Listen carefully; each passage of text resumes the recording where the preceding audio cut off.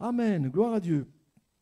Voilà, on va ouvrir la parole cet après-midi et on va lire ensemble quelques textes et je voudrais alors je demande au Seigneur de m'aider, hein, je voudrais peut-être nous amener à réaliser ou à, je ne sais pas si ça se dit, ou à re-réaliser quelque chose qui me semble important, d'autant plus en ce moment avec tout ce que nous voyons. On est abreuvé de tout ce qui se passe en ce moment dans notre vieille Europe. Vous voyez comme moi un petit peu les infos.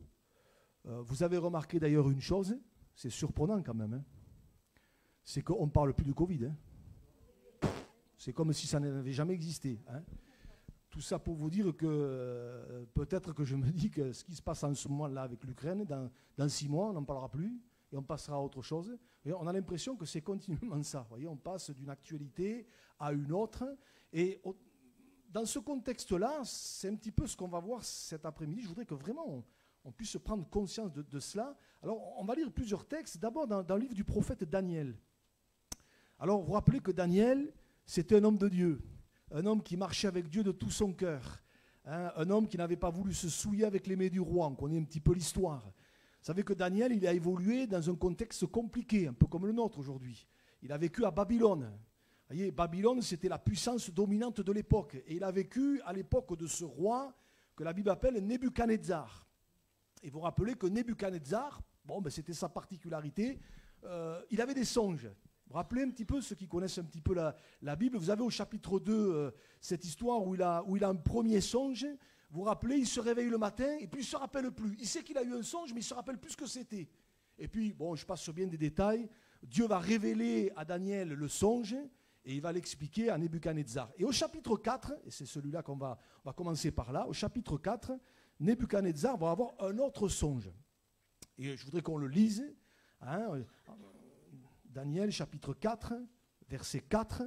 Alors, on va faire une lecture un petit peu plus longue que d'habitude, mais c'est important pour qu'on comprenne le contexte. Hein.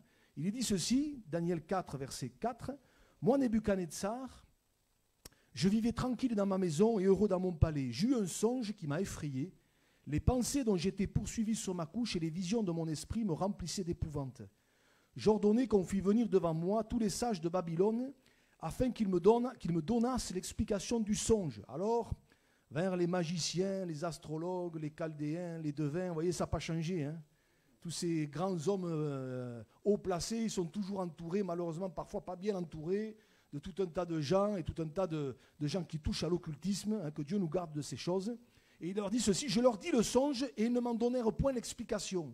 En dernier lieu, se présenta devant moi Daniel. Donc vous voyez, lui, il ne faisait pas partie des autres. Hein. Vous voyez, il y a bien une séparation. Vous voyez, c'est un petit détail, mais c'est intéressant quand même. Hein.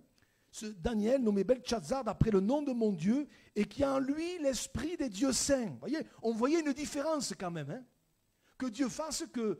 c'est facile de dire je suis chrétien, mais il faut que ça se voit. Hein. Vous voyez, et en tout cas, lui, ça se voyait. Il y avait quelque chose. Vous voyez. Je lui dis le songe. Belchazzar, chef des magiciens, qui a en toi, je le sais, l'esprit des dieux saints, et pour qui aucun secret n'est difficile, donne-moi l'explication des visions que j'ai eues en songe. Voici les visions de mon esprit. Pendant que j'étais sur ma couche, je regardais, voici, il y avait au milieu de la terre un arbre d'une grande hauteur. Cet arbre était devenu grand et fort, sa cime s'élevait jusqu'aux cieux, et on le voyait des extrémités de toute la terre. Son feuillage était beau, et ses fruits abondants, il portait de la nourriture pour tous. Les bêtes des champs s'abritaient sous son ombre, les oiseaux du ciel faisaient leur demeure parmi ses branches, et tout être vivant tirait de lui sa nourriture. Dans les visions de mon esprit, que j'avais sur ma couche, je regardais, et voici un de ceux qui veillent. Alors là, il s'agit des anges. Hein. Et voici un de ceux qui veillent et qui sont saints, descendit des cieux. Il cria avec force et parla ainsi, abattez l'arbre et coupez ses branches, secouez le feuillage et dispersez les fruits, que les bêtes fuient de dessous et les oiseaux du milieu de ses branches, mais laissez en terre le tronc où se trouvent les racines et liez-le avec des chaînes de fer et des reins parmi l'herbe des champs. Qu'il soit trempé de la rosée du ciel et qu'il ait comme les bêtes l'herbe de la terre pour partage. Son cœur d'homme lui sera ôté et un cœur de bête lui sera donné, et 7 temps passeront sur lui. Cette sentence est un décret de ceux qui veillent, cette résolution est un ordre des saints afin que les vivants sachent que le Très-Haut domine sur le règne des hommes, qu'il le donne à qui il lui plaît, et qu'il élève le plus vil des hommes. Voici le songe que j'ai eu, moi, le roi Nebuchadnezzar. Toi, Belchazzar, Daniel, donne-en moi l'explication, puisque tous les sages de mon royaume ne peuvent me la donner. Toi, tu le peux, car tu as en toi l'esprit des dieux saints. Amen. Et vous lirez la suite, je n'ai pas le temps de le faire cet après-midi. Daniel va donner l'explication de tout ça. Hein. En fait, cet arbre-là, c'était Nebuchadnezzar lui-même. Hein. Voyez, donc je ne vais pas vous faire une étude de tout le songe qu'il a eu, parce que ce n'est pas mon propos cet après-midi. En fait, c'est juste un verset sur lequel je voudrais m'arrêter qui va nous servir de point de départ et nous conduire vers d'autres versets. Alors, vous allez me dire, pourquoi alors tu ne nous as pas fait lire juste le verset? En fait, il fallait que je vous le remette dans son contexte, sinon on ne comprend pas. Voyez, sinon ça fait, on se dit, mais d'où il nous sort ça, voyez? Et le verset qui m'a interpellé, c'est le verset 17. Voilà, si tu peux le mettre, Fanfan, juste le verset 17. Donc, il a son songe,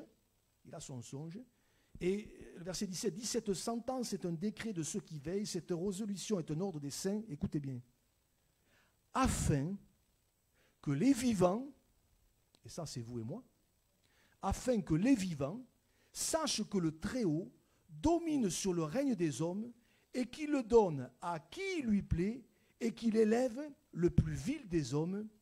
Amen. Pourquoi Dieu a donné ce songe à Nebuchadnezzar? Ben la raison, elle est là.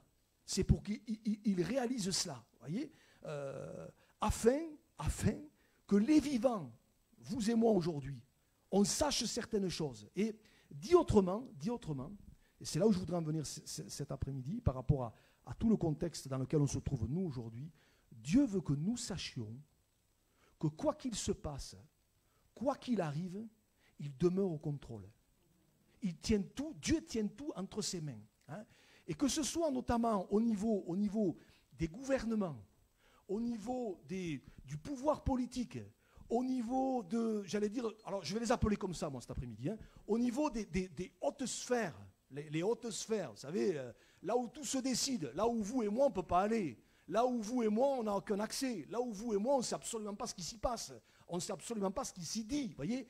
Mais Dieu veut qu'on sache que malgré tout ça, dans ces hautes sphères, malgré les gouvernements, tout ce qu'ils décident, tout ce qu'ils veulent faire, tout ce qu'ils veulent mettre en route, Dieu veut que nous sachions que de toute manière, il demeure au contrôle. Il y a des choses, c'est vrai, on est quelque part que Dieu permet, il y a parfois des choses que pour un temps Dieu laisse faire, mais il n'en demeure pas moins au contrôle. C'est vrai que parfois on est effaré, et en ce moment on est effaré devant certaines choses. Bon, on ne sait pas tout, on ne comprend pas tout, il y a des données qui nous échappent, on n'a pas tous les tenants et les aboutissants, on nous dit parfois certaines choses, on nous en cache d'autres, vous voyez. Mais au-delà de toutes ces considérations, je crois que c'est important de réaliser que Dieu veut qu'on sache qu'il demeure au contrôle, afin que les vivants sachent que le Très-Haut, il domine sur le règne des hommes, il fait ce qu'il veut. Il fait ce qu'il veut. Et ça, cette vérité qui est révélée dans le livre de Daniel, vous le retrouvez ailleurs, dit avec d'autres mots. Alors par exemple, on le voit dans Daniel, on va aller dans d'autres textes. Rappelez-vous un jour ce que Jésus, on est dans un autre contexte, là on est dans le Nouveau Testament, un jour Jésus va dire à Pilate, on est là lors du procès de Jésus. Alors vous allez me dire, rien à voir avec ce qu'on vient de lire. Exactement, rien à voir. On est là lors du procès de Jésus, et quand vous lisez ce moment cette discussion entre Pilate et Jésus, vous vous rendez compte que Pilate, il est embêté. Hein. Il ne sait pas trop quoi faire de Jésus. Vous savez, quand on est mis au contact de Jésus, et c'est le cas cet après-midi, on se rend bien compte qu'il y a un choix à faire. On se rend bien compte que là, ce n'est pas n'importe quel choix. Voyez, on se rend bien compte qu'il faut qu'on prenne une position. Peut-être cet après-midi, tu as besoin de prendre une position pour le Seigneur Jésus, de le recevoir dans ton cœur comme Sauveur et Seigneur. Tu as besoin peut-être de clarifier ta situation personnelle vis-à-vis du Seigneur. Est-ce que tu marches avec lui ou est-ce que tu ne marches pas avec lui? Est-ce que tu lui appartiens ou est-ce que tu ne lui appartiens pas? Et là, j'y reviens, on sent que Pilate, c'est comme s'il avait un chewing-gum sous la chaussure, hein, avec Jésus, vous voyez. Et par 3 fois, il va dire, mais j'ai rien trouvé de coupable en cet homme, il va vouloir le faire relâcher, mais il y a la pression des religieux qui sont là. Et à un moment donné, Pilate, il va avoir ce que j'appelle une pointe d'orgueil vis-à-vis de Jésus. Il va lui dire quelque chose, et on va l'afficher, Jean, chapitre 19, verset 9 à 11, il nous a dit, c'est-à-dire Pilate, il rentra dans le prétoire et dit à Jésus, d'où es-tu? Mais Jésus ne lui donna point de réponse. Et regardez la suite, c'est très intéressant. Pilate lui dit, est-ce à moi que tu ne parles pas? Ne sais-tu pas? Alors là, vous voyez, c'est l'être humain dans toute sa splendeur. Voyez, Voyez, il faut qu'il montre que, voyez, ne sais-tu pas que j'ai le pouvoir de te crucifier et que j'ai le pouvoir de te relâcher? Et regardez ce que Jésus va lui répondre. C'est ça qui m'intéresse. Jésus répondit, tu n'aurais sur moi aucun pouvoir s'il ne t'avait été donné d'en haut. C'est pourquoi celui qui me livre à toi commet un plus grand péché. Mais je voudrais qu'on retienne ça. Cette parole que Jésus dit à Pilate, tu n'aurais sur moi aucun pouvoir s'il ne t'avait été donné d'en haut. Autrement dit, Jésus est en train de dire, tu sais Pilate, c'est vrai, tu as le pouvoir. C'est vrai qu'aujourd'hui, c'est toi qui as le pouvoir de vie et de mort, de crucifier ou de relâcher quelqu'un. D'ailleurs, c'est ce qu'il fera. Hein. Il va relâcher Barabbas, il va faire crucifier Jésus. Mais Jésus est en train de lui dire, mais tu sais, là, tu peux te prévaloir de ce pouvoir, mais ce pouvoir, c'est Dieu qui te l'a donné. Si tu es là, à cette place aujourd'hui, Pilate, si tu es là aujourd'hui au poste dans lequel tu es, mais c'est parce que c'est Dieu qui l'a voulu. Tu es simplement un instrument entre les mains de Dieu. Voyez, et quelque part, il a eu besoin de le réaliser. Je crois que pour nous, encore aujourd'hui, c'est important de réaliser que dans tout ce qui se passe, dans tout ce qu'on voit, mais Dieu demeure au contrôle. Parfois, on a l'impression que, on peut avoir l'impression de se dire, oh, mais les hommes, ils font n'importe quoi, ils font ce qu'ils veulent, etc. Et puis, il y a des décisions folles, etc. etc. Mais je crois que c'est important de réaliser que, quelque part, tout ce qui se passe, quelque part, c'est dans le contrôle du Seigneur. Il fait ce qu'il veut, comme il veut, il permet certaines choses. Parfois, pour un temps, il laisse faire d'autres choses, mais toujours dans le but de finir par accomplir ses plans. Parce que nous ne nous y trompons pas, le plan de Dieu est en train de s'accomplir. Hein. Les prophéties sont en train de s'accomplir les unes derrière les autres. Il ne faut pas qu'on soit surpris de tout ce qu'on voit. Hein. Jésus l'a dit, il y aura des guerres, des bruits de guerre, donc il ne faut pas qu'on soit surpris. Bien sûr que notre côté cœur, l'émotion, on n'est pas des bouts de bois, on est touché, on est ému. Moi, quand je vois certaines choses, je suis ému et je suis comme vous. Mais au-delà de cela, il ne faut pas qu'on ait simplement un regard humain, il faut qu'on ait un regard spirituel. Et de réaliser qu'au-delà de tout cela, Dieu demeure au contrôle, hein, et que les hommes, oui, certains ont du pouvoir, certains, on a l'impression qu'ils font ce qu'ils veulent, et d'autres, mais tout ce pouvoir, tout ça, c'est pour un temps. Hein. C'est pour un temps, parce que de toute façon, le jour où on se présentera devant Dieu, hein, on sera tous au même niveau. Hein. Il n'y en aura pas plus un plus élevé que l'autre, on sera tous au même niveau, et là, il nous faudra répondre chacun pour ce qu'on aura fait de bien ou de mal. Voyez ? Donc, on le voit encore ici, cette vérité. Et regardez, dans un autre contexte encore, on va aller un petit peu plus loin. Et ça m'a fait du bien quand j'ai lu ça. Je dis, waouh, Seigneur, c'est bon de réaliser que les hommes, ils peuvent faire croire à des choses, qu'ils ont le pouvoir, qu'ils font comme ils veulent, ce qu'ils veulent. Mais finalement, c'est toi qui fais ce qu'il veut. Dans un autre contexte, on arrive à l'époque du roi Ézéchias. Alors, je vous resitue le contexte. Le roi Ézéchias, il a vécu à l'époque d'un roi d'un autre roi, qui s'appelait le roi d'Assyrie. Et le roi d'Assyrie, qui portait le nom de, alors je ne vais pas vous faire une interrogation écrite cet après-midi, qui portait le nom de Sentchérib. Ça vous dit quelque chose? Sentchérib ou Senchérib. Hein, voilà. Senchérib, le roi d'Assyrie, à l'époque, c'était la puissance dominante. Il écrasait tout. Il écrasait tout sur son passage. Rien ne lui résistait. Rien. Alors, quand vous lisez un petit peu, on n'a pas le temps, mais c'était la puissance dominante. Et à un moment donné, Senchérib, il a la volonté de monter sur Jérusalem et de tout raser, de tout écraser. Et le roi Ézéchias, qui est un homme qui aime Dieu, qui veut marcher avec Dieu, quand il voit ça, il prend peur. Et qu'est-ce qu'il fait? Il va prier Dieu. Il va prier Dieu. Il va se tenir devant Dieu. Peut-être j'ouvre une petite parenthèse. Dans les moments de frayeur, parce que ça peut nous arriver, hein, des moments de frayeur, des moments de peur, des moments d'angoisse, des moments de crainte, venons devant le Seigneur. Viens devant le Seigneur. Des fois, ça peut nous arriver devant des événements, devant des situations qu'on traverse. Des fois, on ne l'explique pas, que vous avez de l'angoisse qui vous prend, hein, ce qu'on appelle communément une crise d'angoisse. Ça vous tombe dessus. Venons devant le Seigneur. Mettons-nous devant le Seigneur. C'est là qu'on sera rassuré, c'est là que Dieu nous fera du bien. Et Ézéchias, quand il apprend que le roi Sentchérib, il arrive, il se dit, mais il va faire comme il a fait partout ailleurs, il va écraser tout, il ne restera plus rien. Il se met devant Dieu. Et là c'est incroyable ce qui va se passer, parce que Dieu va parler au travers du prophète Ésaïe. Regardez, on va l'afficher, 2 Rois, chapitre 19. 2 Rois, chapitre 19, d'abord versets 20 et 21, il est dit, « Alors Ésaïe, fils d'Amoz, envoya dire à Ézéchias, « Ainsi parle l'Éternel, le Dieu d'Israël. J'ai entendu la prière que tu m'as adressée au sujet de Senchérib, roi d'Assyrie. » J'ouvre une petite parenthèse, laisse-moi le verset, enfant. savez que Dieu entend nos prières? J'aimerais peut-être dire à quelqu'un cet après-midi, peut-être tu as l'impression que Dieu n'entend pas tes prières, mais Dieu les entend. Et bien plus que ce que tu le crois.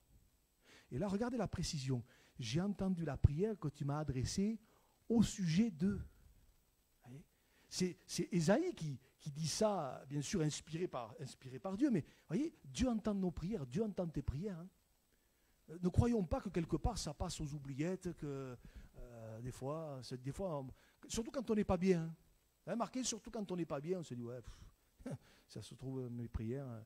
Et puis alors souvent on me dit, et puis vous savez, hein, Dieu il a tellement d'autres prières à entendre, tellement d'autres personnes à s'occuper que moi. Hein. Dieu entend tes prières. Alléluia, Dieu entend tes prières. Si elles sont faites sincèrement de tout notre cœur, Dieu les entend. Et là, Dieu dit, j'ai entendu la prière que tu m'as adressée au sujet de Sanchérib, roi d'Assyrie. Verset 21. Voici la parole que l'Éternel a prononcée contre lui. Et on va aller un petit peu plus bas, verset 23. Allez, verset 23. Voilà, regardez ce que Dieu va dire. Et là, il va parler de Sanchérib. Par tes messagers, tu as insulté le Seigneur et tu as dit, avec la multitude de mes chars, j'ai gravé le sommet des montagnes et les extrémités du Liban. Je couperai les plus élevés de ses cèdres, les plus beaux de ses cyprès, et j'atteindrai sa dernière cime, sa forêt semblable à un verger. Donc, moi. Vous voyez, hein? On continue. J'ai creusé et j'ai bu des eaux étrangères, et je tarirai avec les plantes de mes pieds tous les fleuves de l'Égypte. Vous voyez, donc, Dieu voyait l'orgueil de cet homme, hein? Et là, regardez, c'est ça qui m'intéresse.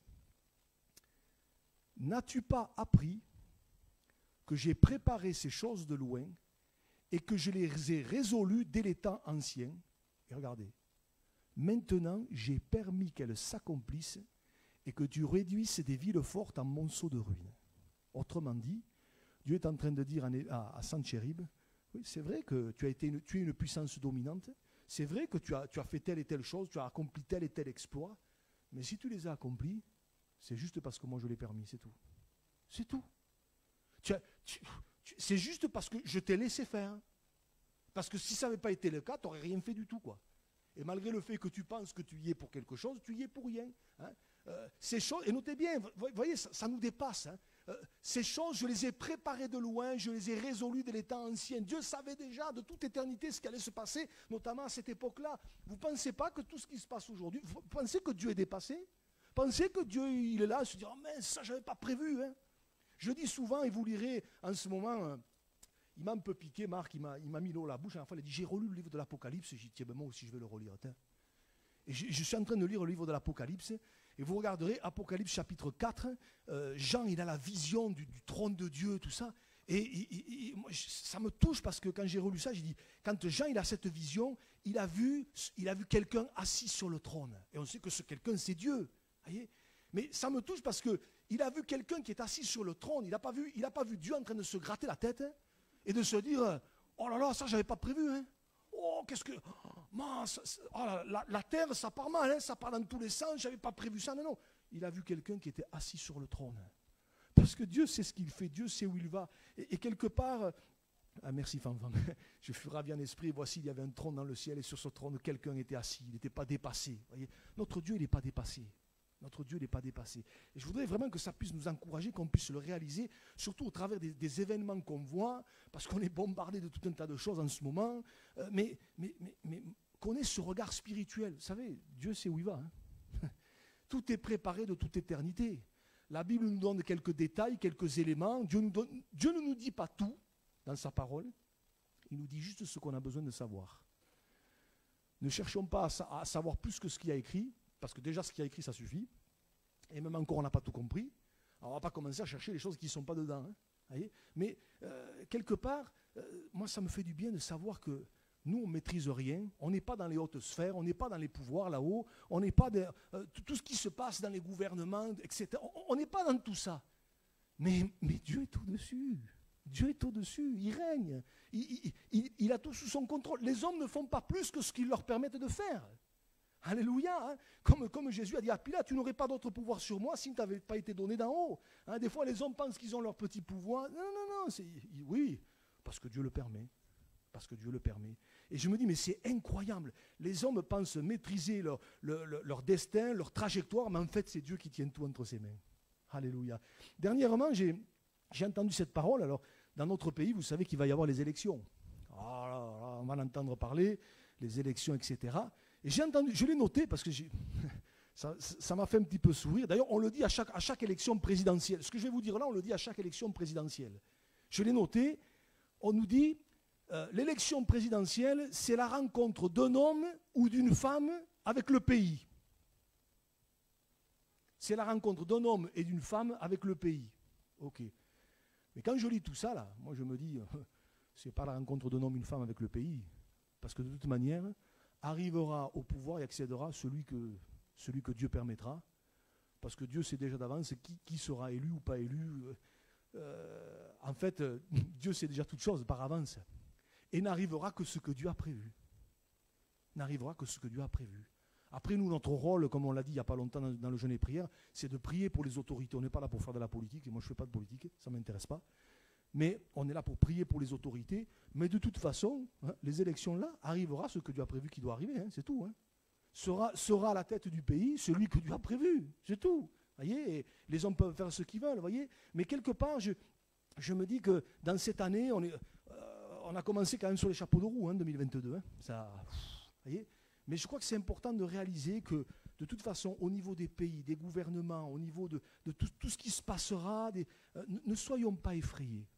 Parce que quelque part, Dieu est au contrôle et les choses se passent comme elles doivent se passer jusqu'à ce moment où Jésus reviendra chercher son Église. Parce que la finalité, c'est ça, c'est qu'un jour, Jésus va revenir chercher ceux et celles qui lui appartiennent. Alléluia. Et le plan de Dieu est en train de s'accomplir petit à petit jusqu'à ce moment où l'Église sera enlevée. Moi, je ne sais pas vous, mais moi, j'y pense. Ouh là là, Seigneur, reviens. Maranatha, l'Esprit et l'épouse disent, viens. Mais viens, Seigneur. Mais alors, franchement, viens. Viens. Alléluia. Et par rapport à tout ça, ce matin, je me suis réveillé avec un verset. Je me suis réveillé avec un verset. On va le mettre, c'est le psaume 46, verset 11. Je me suis réveillé avec ça. J'y tiens, c'est marrant parce que ça collait parfaitement avec ce que je voulais partager avec vous. Arrêtez et sachez que je suis Dieu. Il y a des moments, il faut savoir s'arrêter un petit peu. Dans la course effrénée de la vie, il faut savoir s'arrêter, il faut savoir se poser pour réfléchir un petit peu. Voyez. Vous savez que l'ennemi de notre âme, il aime nous accaparer l'esprit. Tel point qu'on ne réfléchit plus, on ne réfléchit plus à l'éternité, on ne réfléchit plus à ce qui est important, à ce qui est essentiel. Voyez, et j'ai parlé tout à l'heure du Covid. Moi, je me dis, là encore, pensez que Dieu ne savait pas tout ça. Bien sûr. Voyez. Mais ça a permis un petit peu de faire une pause et de réfléchir. Bon, maintenant, les choses reprennent. Voyez. Mais là, Dieu nous dit, arrêtez, sachez que je suis Dieu. Je domine sur les nations. Je domine sur la terre. Notre Dieu, c'est encore celui qui domine aujourd'hui. Et nous appartenons à celui qui domine. Alléluia. Sur les nations, quand on voit, nous, avec notre esprit humain, il y a les petites nations, ça, puis il y a les grands dirigeants, tout ça. Mais Dieu dit, mais moi, je domine sur tout ça. Le roi d'Assyrie, il pensait dominer, mais il ne dominait rien du tout. Tu n'as été qu'un instrument, une pièce du puzzle, finalement. Voyez, Nebuchadnezzar, à l'époque, pareil, mais finalement, il était qu'un instrument. Et encore aujourd'hui, tous ceux qui se pensent grands, mais c'est Dieu qui domine. C'est Dieu qui tient tout entre ses mains. Et je me dis, mais Seigneur, je veux te bénir d'appartenir à un Dieu tel que toi. Alléluia. Et je voudrais que ça puisse nous encourager. Des fois, on se dit, oh là là, mais où on va? Mais où on va? Il faut qu'on ait un regard spirituel sur tout ça. Dieu domine. Alléluia. Et je me dis, mais Seigneur, ne se passera que ce qui est prévu qui doit se passer. Alléluia. Et dans ce plan-là, dans tout cela, eh bien, on est au milieu. Et je me dis, mais Seigneur, quelle grâce de t'appartenir. Parce qu'au fait, et j'en arrive à nous cet après-midi, au vu de tout ça, tout ce qu'on vient de voir là, dites-moi, si Dieu est capable d'avoir sous son contrôle tous les gouvernements, tous les pays, tout ce qui se passe, etc., les hautes sphères là-haut, où nous, on n'a aucun regard, etc. Si Dieu tient tout ça sous son contrôle, sous sa domination, est-ce que vous ne pensez pas qu'au niveau, entre guillemets, de nos petites vies, Dieu demeure au contrôle aussi? Et moi, je me dis, mais Seigneur, on n'est que des graines de poussière. Jacques dira, vous êtes une vapeur qui paraît pour un peu de temps et qui ensuite disparaît. On n'est rien du tout. On n'est rien du tout. Aujourd'hui, on est là. Demain, on n'y est plus. Semaine dernière, je faisais une visite. Bon, j'en fais beaucoup, mais je visitais un couple, et notamment au monsieur qui a une santé un peu. Et je disais à ce monsieur, notamment par rapport au message que Marc avait porté mercredi dernier, vous vous rappelez le livre d'Amos, prépare-toi à la rencontre de ton Dieu. Amos 4,12. Et je disais à cet homme, mais vous savez qu'un jour on va se présenter devant Dieu, est-ce que vous êtes prêt? Est-ce que vous êtes prêt? Peut-être je pourrais poser la question cet après-midi, est-ce que tu es prêt? Parce que notre vie elle peut s'arrêter. Hein?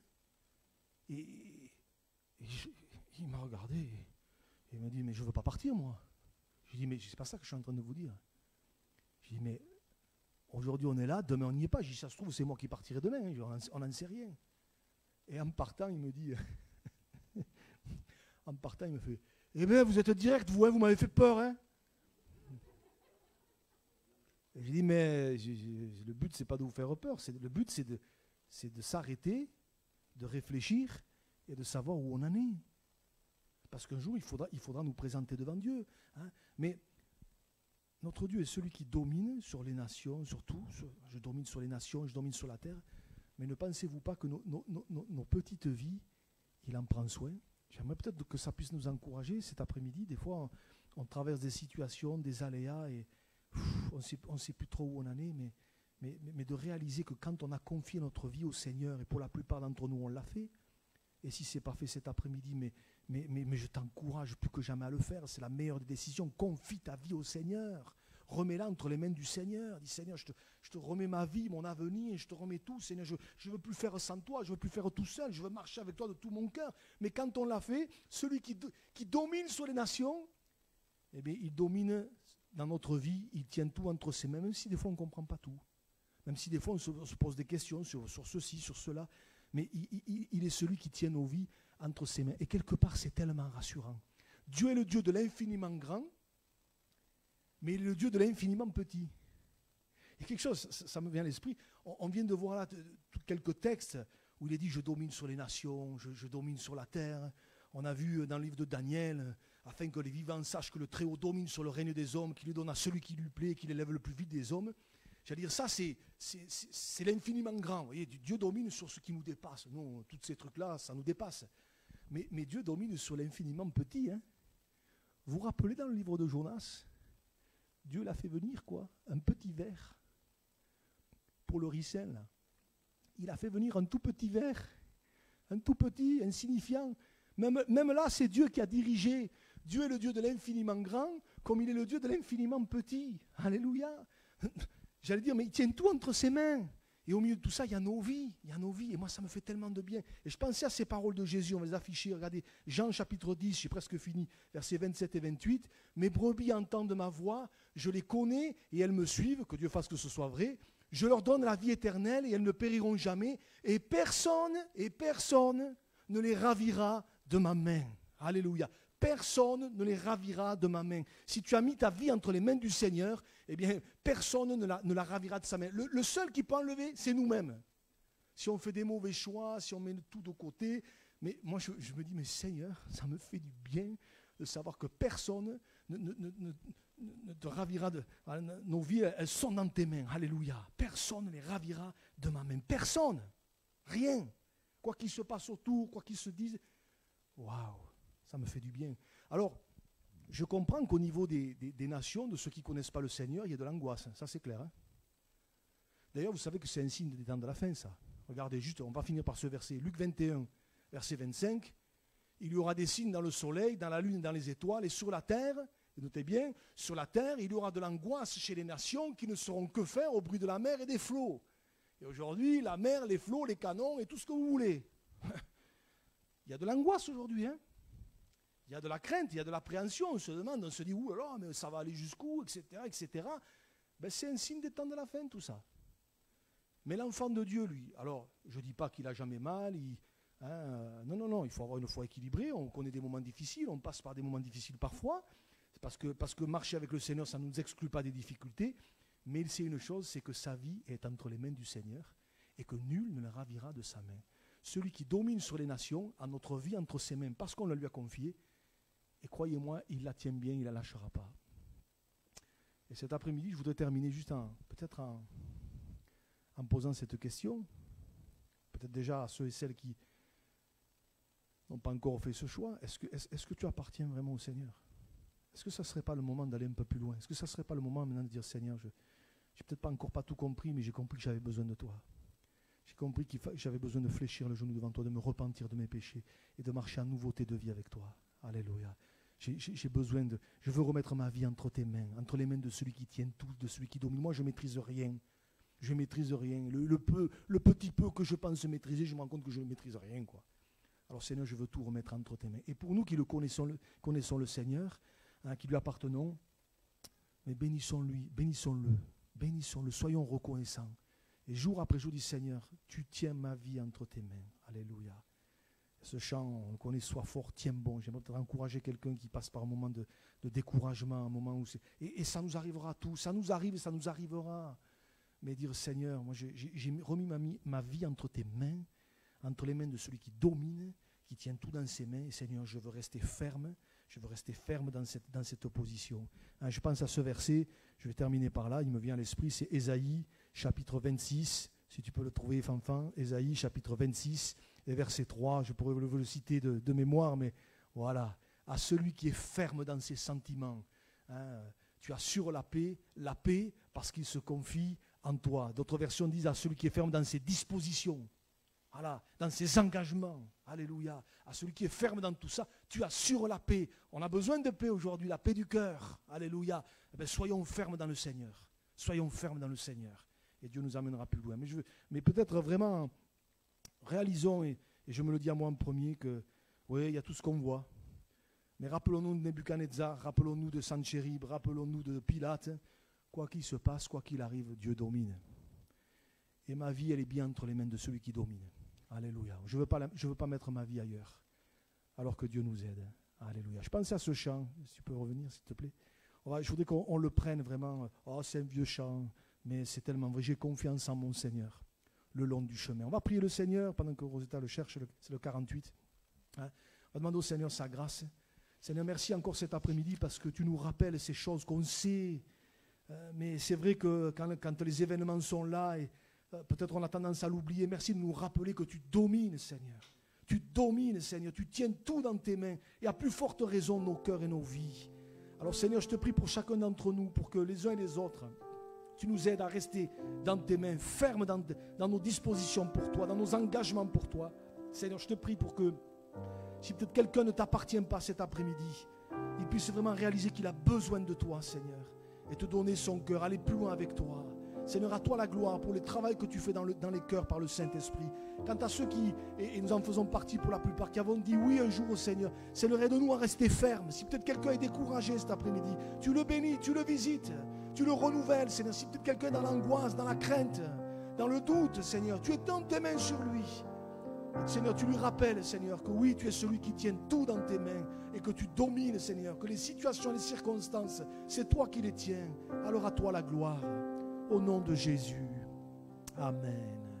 Amen. On peut prendre ce chant ensemble. J'ai confiance en mon Seigneur. C'est une déclaration qu'on fait là. On ne chante pas pour chanter, mais j'ai confiance. On peut lui dire, j'ai confiance en mon Seigneur. Pas dans le pasteur, pas dans l'église, dans le Seigneur. Alléluia. On le prend ensemble? Allez. J'ai confiance en mon Seigneur le long du chemin. J'ai confiance en mon Seigneur et il tient ma main. À travers l'orage grondant, mon cœur reste en paix. J'ai confiance en mon Seigneur et je suis gardé. C'est l'ami fidèle, le plus tendre ami.